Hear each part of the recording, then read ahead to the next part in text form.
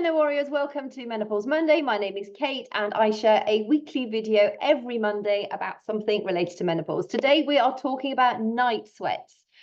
Night sweats are actually slightly different to hot flushes, so hang on in there if you want to know the difference. Essentially, when I first went through perimenopause, I went through it young. I was done and dusted by the age of about 41. I'm now 53, so I've been postmenopausal for many years.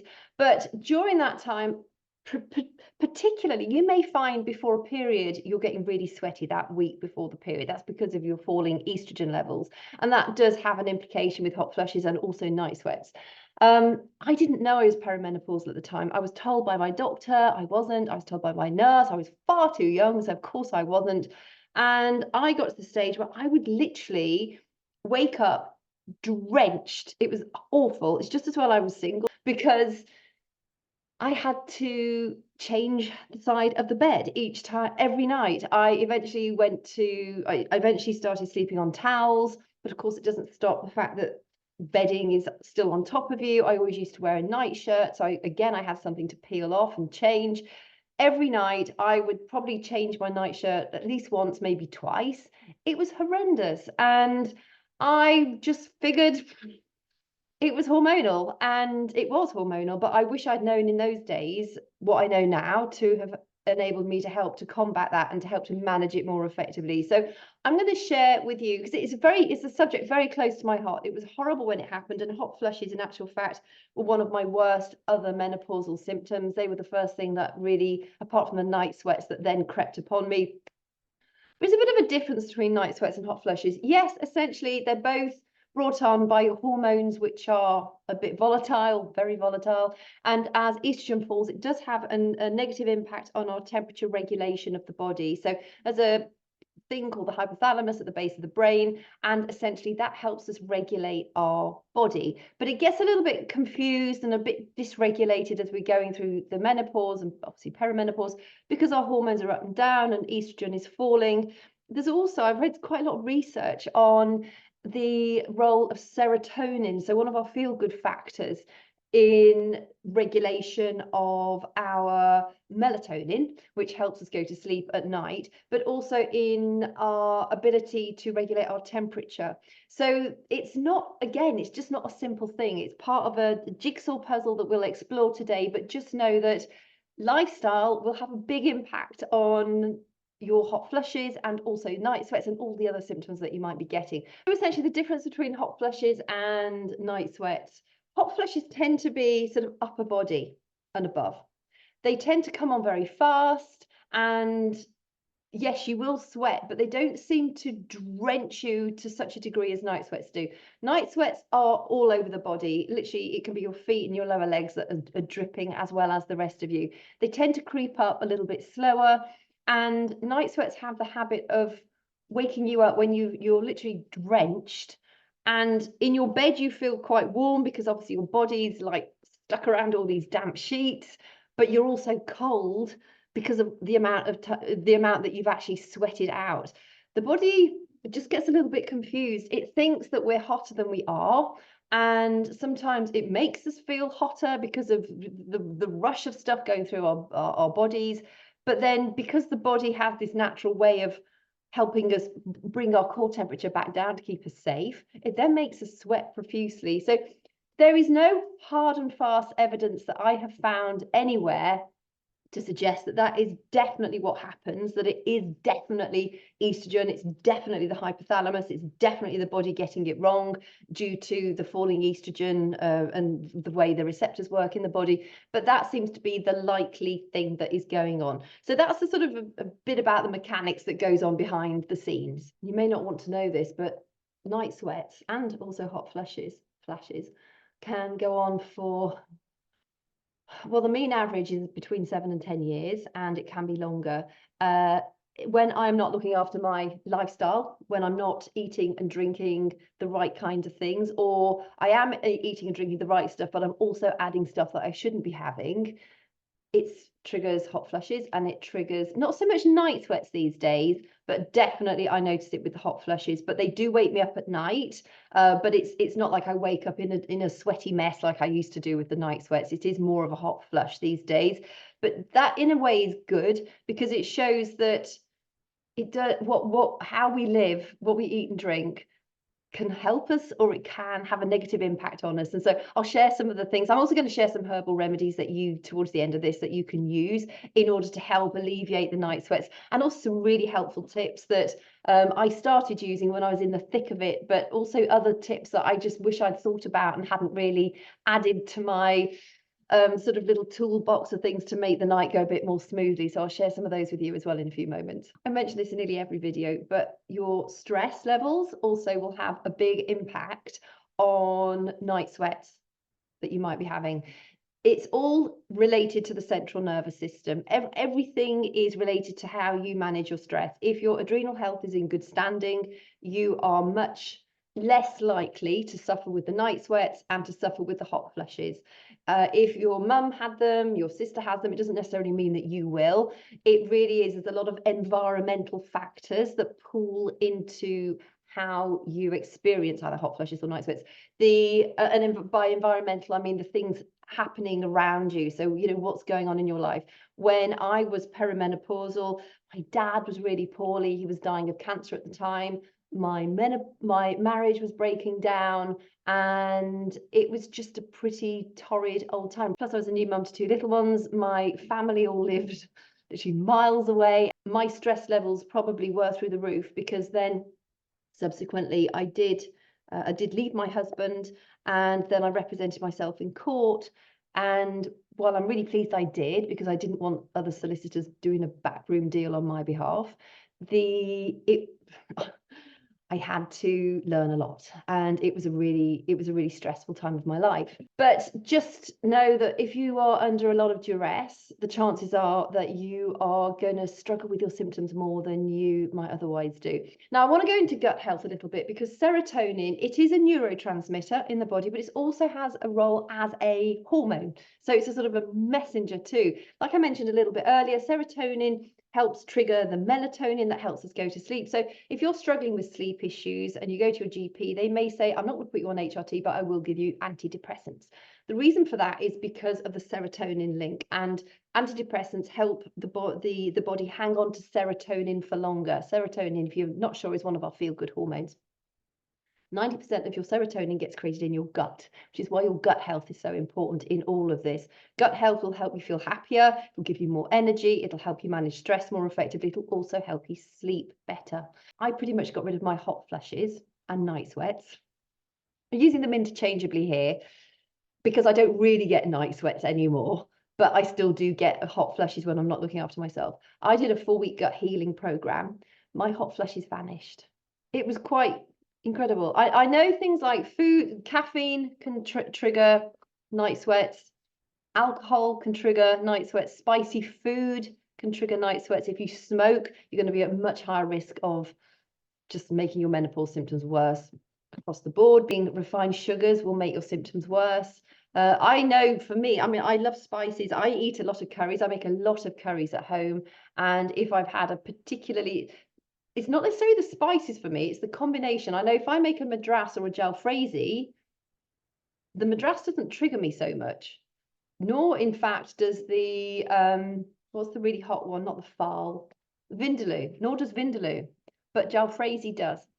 Now, whether or not that's just because of the combination of the ingredients having an effect on me, I love jalfrezi, but it sets me off with hot flushes. So it's a really weird thing. But if you can track your food, track your drink, it'll help you find the pattern to see what foods are working against you and what are working for you. And it's pretty easy to track, particularly with hot flushes and night sweats, because hot flushes are likely to happen pretty much straight away. I know when I have a cup of coffee, I might have 1 or 2 swallows and I will have a hot flush. I know if I'm under stress, or if I've had maybe a couple of glasses of red wine at night, which I must admit I have most nights, I'm likely to have more hot flushes throughout the night than if I'm teetotal, and I probably won't have any. So definitely lifestyle factors make a difference. So to go over things that are going to help you manage better when you have a night sweat, start the night prepared. So if you are like I was, in the thick of it, and you're waking up pretty much every night or the week prior to your period, and you know you're going to get really sweaty, sleep on top of a towel, put a towel on your fitted sheet, and at least it helps you not have to wash the bed all the flipping time. put on a light nightshirt. Again, you may not like wearing clothes in bed, but again, it's something you can just strip off and change quickly. And when you're getting back into the bed, if it's like 2 a.m. and it's dark and it's freezing cold, it's not so bad if you've not got like a wet, soggy bed to get back into. That is just revolting. And I have an atomizer, which I have in my sitting room on most of the time. You can get some that help you sleep and help you calm and relax. If you have an atomizer, put it in your bedroom at night time and maybe have it on a timer switch so it comes on maybe once every 2 hours, on for half an hour or an hour, just to keep putting those diffused oils into your air up until about 3 a.m. to help, maintain peace and calming atmosphere within your bedroom. The other thing that I did used to do is I had an atomizer spray. So, you can get like those spray bottles and it's just a very thin mist of water. They were fantastic. If I woke up and I was sweaty or I was, cold because I'd been sweaty, it was still so refreshing just to spray my face and have a towel near the bed and just dry it off. The other thing I used to do was to have a flannel that I used to keep in a little bag, and it was a cold flannel, and I used to put some lavender oil, essential oils on it, and some drops of lavender essential oil on it, and just to dab that around my face, on my wrists, around the back of my neck, on my chest.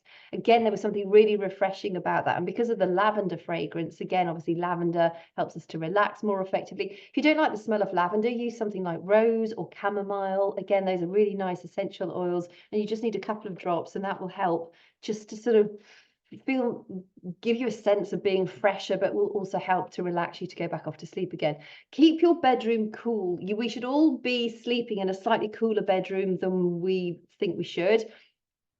Right at the moment, our temperatures at night time are down to sort of -4, -5. My bedroom window is always slightly cracked. Yes, I do have a big, thick, warm quilt on my bed, but I'd rather be able to sort of throw back the covers and just like stick out a leg or an arm and cool down fast. At least your head is being kept fresh, and it is proven that you sleep better if your room is slightly colder. I don't mean going to bed in a cold bed, because if you're anything like me, I really struggle to go to sleep if I'm cold in my bed, even though I'm wrapped up and I'm, technically should be getting warmer. I don't know if it's psychologically or my feet are just freezing and I just cannot settle enough to go to sleep. The other thing you can do if you struggle to go to sleep in a colder room, but you need to sleep in a colder room to help with the with the night sweats, go to bed with socks on.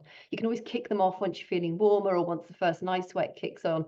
But if you wear socks in bed, it feels a bit strange to begin with. I don't really like it, but I know if I've been poorly or something and I've worn socks in bed, it's something very comforting about it. The other thing you could do is have a fan in your room. If you're living in warmer climates.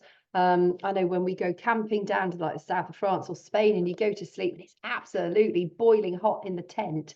And even though we do pack fans and take those away with us as well, it is just incredibly hot. And if you're going to be getting hot flushes or night sweats, that can make for really hard evenings. So make sure you've got access to plenty of water so you can guzzle it throughout the night, and maybe have a fan blowing on you consistently just to enable you to keep a bit cooler. Brings me back onto water. Now, water is incredibly important. Most of us don't drink enough water anyway throughout the course of the day. If you're having frequent hot flushes or night sweats or both, your need for water goes up massively. The amount to drink, ideally, is you weigh your weight in pounds. So say you weigh 140 pounds, you divide that by 2, so that's 70 pounds. That means you should be drinking a minimum of 70 fluid ounces of water every single day. But if you're having hot flushes, you're getting night sweats, if you're working out regularly, if you're living in a very cold climate or a very warm climate, you're probably going to need more. Now, people say, oh, just have a small glass of water before bed, and it should keep you going throughout the course of the night, and it means that you don't have to wake up with a full bladder. I actually don't necessarily agree with that. I think if you're in the thick of night sweats, I think it's more important to stay hydrated, because being dehydrated is going to trigger more night sweats. It might mean that you have to get up to go to the toilet during the night. I still think you're better off to just drink plenty of water.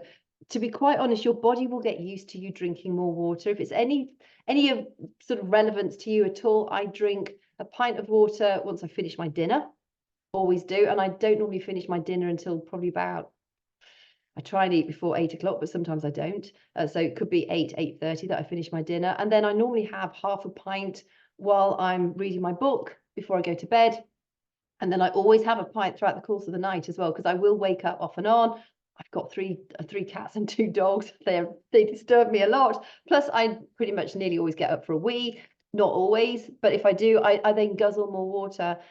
A dehydrated body is not healthy, but it's not a healthy body, and dehydration will set off more night sweats. So I think you just have to take a considered approach to it. What would you rather be, dehydrated, or which is going to force more night sweats, or maybe, you know, and accept that you're going to get up and have a wee during the course of the night? You shouldn't need to get up more than once, to be quite honest.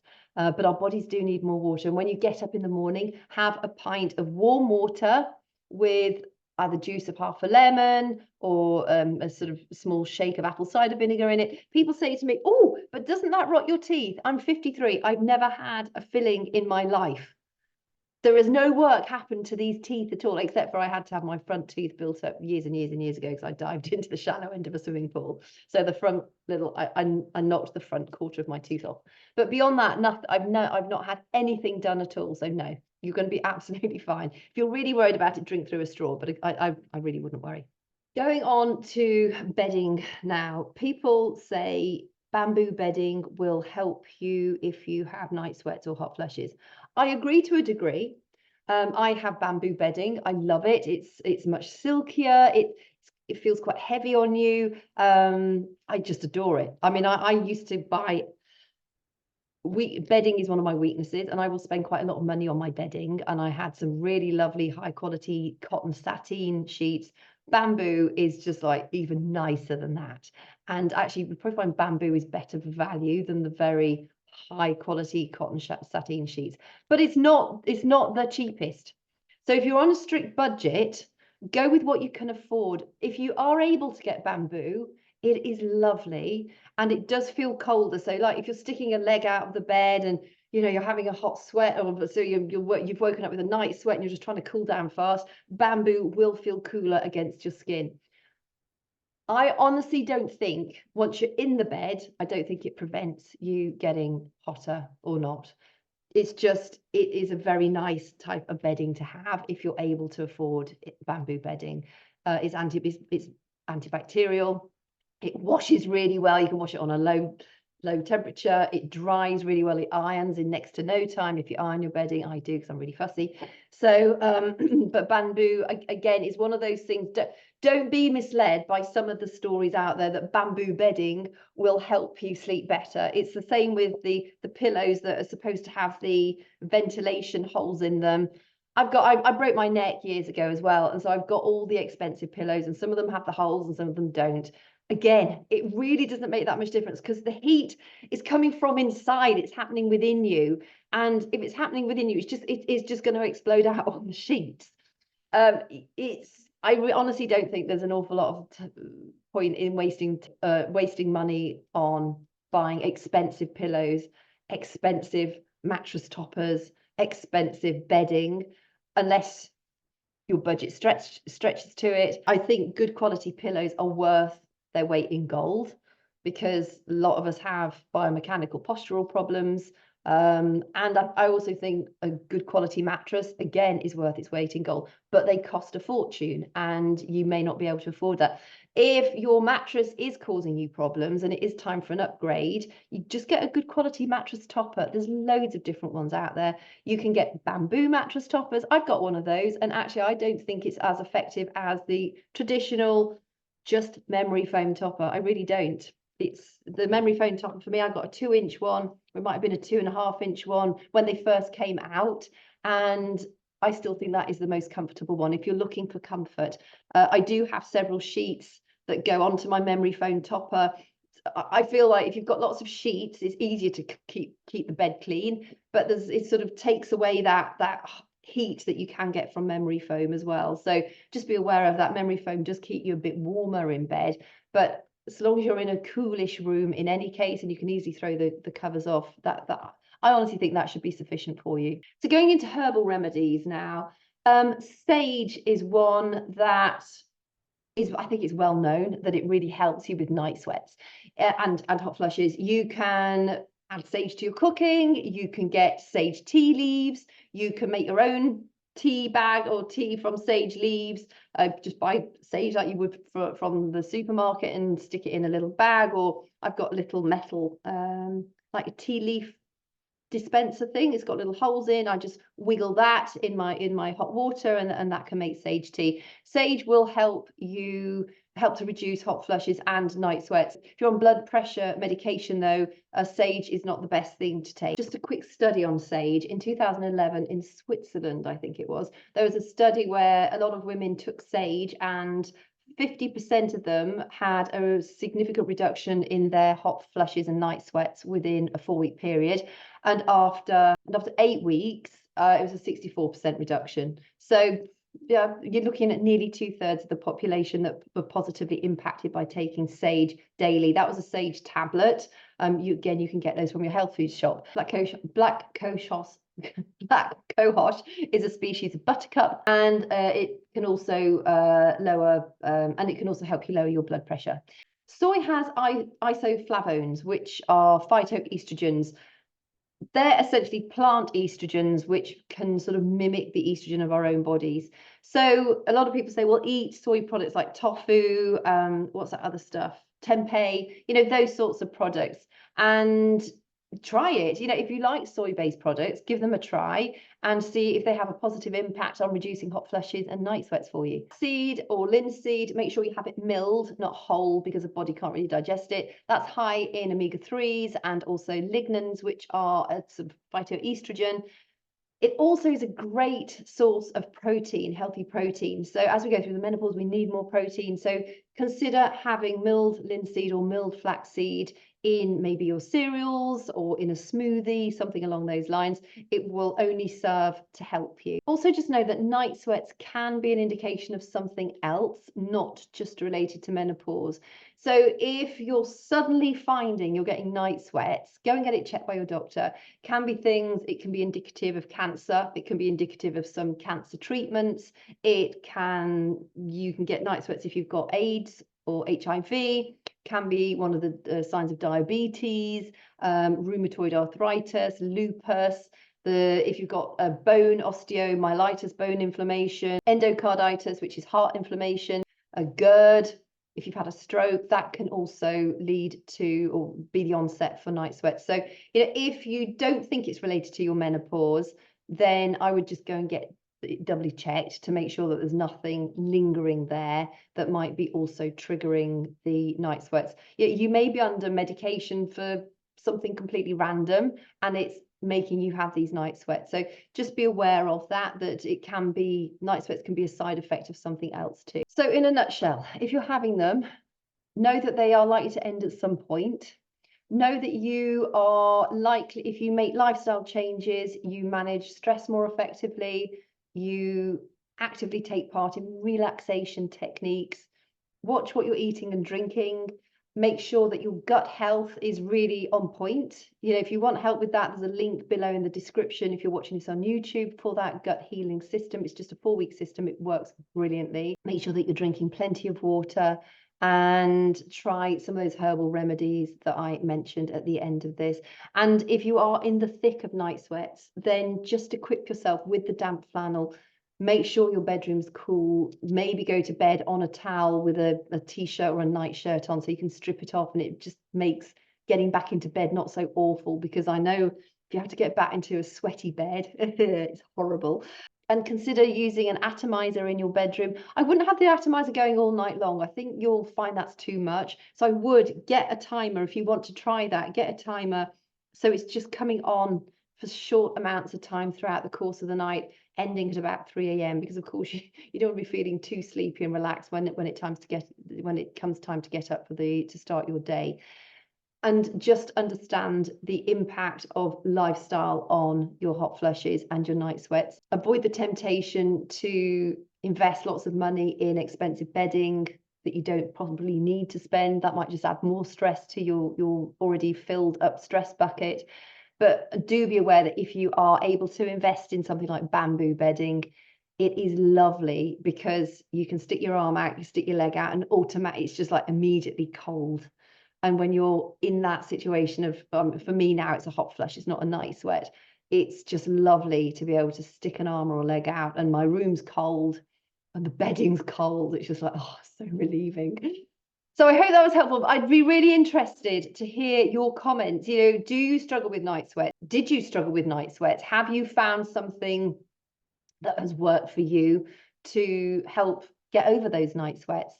I think most importantly is stay hydrated. If I could give you one tip out of it all, it's stay hydrated. Just keep drinking loads and loads of water, because the more dehydrated you are, the worse those night sweats will become. And that obviously has a negative impact on your joint pain, your brain fog, the skin health.